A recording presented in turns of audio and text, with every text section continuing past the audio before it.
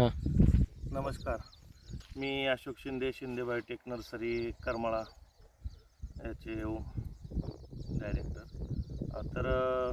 मी नंदुरबार जिल्ह्यामध्ये आता आमचे मित्र किशोरभाऊ शिंदे यांच्याकडं पपईच्या पाहणी करण्यासाठी आलतो. त्यांना तैवान 786 आपण वाण दिलेला आहे. परंतु या भागामध्ये उन्हाळ्याचं आता हे उन्हाळ्याचे दिवस असताना त्यांच्याकडे एक प्रथा आहे. म्हणजे आता ते कितपत योग्य आहे ते काय नाही माहिती मला. ही जी प्रथा आहे ठिबक एका साईडला घेण्याची, आता 1.5 महिन्याचा प्लॉट आहे हा. ड्रीप प्रत्येक साईडला त्यांनी एका साईडला बाजूला घेतलं आहे. तर इथं मला सगळ्या शेतकऱ्यांना काय दाखवायचं आहे की एका साईडला घेतल्यानंतर त्या पपईची, त्या पिकाची दुसऱ्या साईडची मुळी चालू राहू शकते का? दुसरी साईडची मुळी चालू राहणार नाही. आणि जशी मोठी होईल तशी त्यांनी सांगितलं. तुमच्याकडे काय पद्धत आहे? मोठी झाल्यानंतर ठिबक कुठे घेतात? पाटल्यामध्ये. म्हणजे कुठं मधोमध घेता का डायरेक्ट घेता? पण ही दुसऱ्या साईडला मुळीला काय तुम्ही, म्हणजे समजा पाऊस नाही अनेक दिवस पडला तर इथं बघता येईल. इथं जवळ घ्या बघा ना काय वड आहे. तर एका साईडलाच फक्त ठिबक ठेवलं त्यांनी. एका साईडला ठिबक ठेवल्यामुळं जो प्रॉब्लेम आहे, तिथं थांबा, एका साईडला ठिबक घेतल्यामुळं आता बरेच म्हणजे पूर्णपणे एक साईडलाच ठिबक टाकतात हे, आणि दुसऱ्या साईडला जर पाणी नाही भेटलं तर ह्या परिस्थिती होती. तुम्हाला काय वाटतं? आता ही मुळी जळलेली का योग्य मुळी? ही मुळी ही जळलेली का? जळलेली. मग मी आता भरपूर शेतकऱ्यांना विचारलं तर ते म्हणतात की आता झाडाची उंची वाढली त्याच्यामुळे आता खाली येते, त्याच्यामुळं मग आम्ही ठिबक बाजूला काढून देतो बुडापासून. काय अडचण नाही, बुडापासून ठिबक काढणं योग्यच आहे.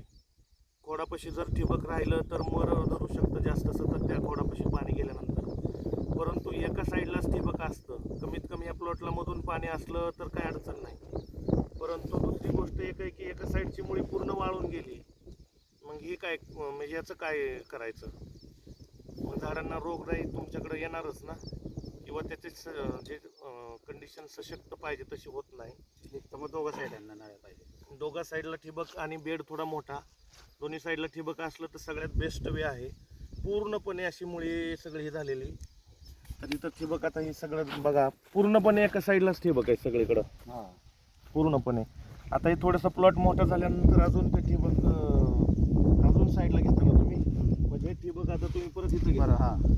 इथं घेतल्यानंतर मग परत तिकडल्या मुळीला तर काहीच भेटणार नाही. समजा पाऊस नाही तर पडला किंवा पाठीमागच्या जुन्या लागणे असतील तर त्या साईडची मुळी ब्रेक होत नाही का? ब्रेकच होईल ना पाण्याच्या. ब्रेकच होईल या की तुम्ही सांगा. ब्रेकच होईल. आता इथली मुळी चालू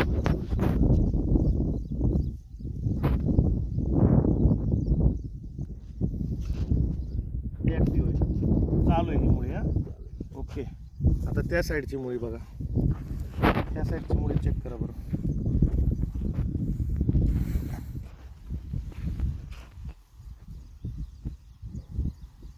उकरा अजून थोडं.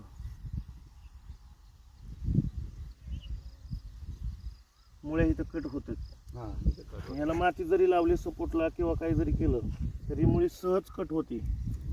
म्हणजे पूर्ण मृत अवस्थेत ही मुळी झाली. त्याच्यामुळं या भागातल्या सगळ्या शेतकऱ्यांना, म्हणजे जे तैवान 786 करत असतील, 15 नंबर करत असतील, तर 2 ठिबक टाका, बाजूला अंतर ठेवून टाका, बेड थोडा मोठा करा. सेटिंगच्या नंतर उन्हाळ्यामध्ये मधून पाणी पाहिजे, हे तरी सगळ्यात महत्त्वाचं आहे. आणि पाहिजे म्हणजे पाहिजे, त्याला दुसरा पर्याय नाही. आणि असं जर मुळी ब्रेक झाली तर तुम्हाला परत रोगराई वाढायला 100% जास्त वाव होतो. मरीचा पण प्रादुर्भाव होतो आणि रोगराई पण वाढते. सगळं बघा आपण सगळ्या एरियामध्ये तर भविष्यात आता हळूहळू बदल व्हावेत असं आम्हाला वाटतं. कारण त्या चुका आहेत तर बदलण्याचं मग नवीन पेपर दुसऱ्या दोघं बाजू टाकलं तरी चालेल.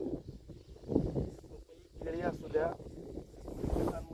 आता तुम्ही ही मर येणार नाही. तुम्ही कितीही फंगिसाईड द्या, बुरशीनाशक द्या, का करू शकत नाही कंट्रोल. कारण त्याच्या इकडे जरी मर लागलेली असेल तर तिथं ओलावा नसेल, तुम्ही कितीही औषधं ओतली तर ते ॲक्टिवेट होऊ शकत नाही किंवा ते चालू होऊ शकत नाही. ते जे औषध जे काम करायला पाहिजे ते करणारच आहे. तर धन्यवाद. अजून भरपूर बदल आपण या ठिकाणी आमच्या अनुभवानुसार करायचा विचार करतोय. तर शेतकऱ्यांनी पण हळूहळू बदल तर त्याचा ॲव्हरेजवरती पण भरपूर परिणाम होतोच. डबल नसेल किंवा मधून पाणी नसेल तर त्याचा पावसाळ्यामध्ये आवश्यकता लागत नाही. परंतु पावसामुळे जर पाऊस येऊन गेला मग आणि त्यानंतर तुमचं ठिबक पूर्ण एका साईडलाच असतं का मधोमध असतं, कसं असतं? नाही, मग मध्ये टाकून देतो डायरेक्ट. जेव्हा मुळे येतात ना मध्ये. पाटल्यांमध्ये, हां. पाटल्यांमध्ये आला का पाऊस जर राहिला ओलच राहतं, मध्ये टाकल्यानंतर मग ते पूर्ण पाणी लागतं मुळेला. मग उन्हाळ्यामध्ये पण तसंच उन्हाळ्यामध्ये पण तसंच पाहिजे, मग तेवढं ओल होती का पूर्ण? होऊन जाते.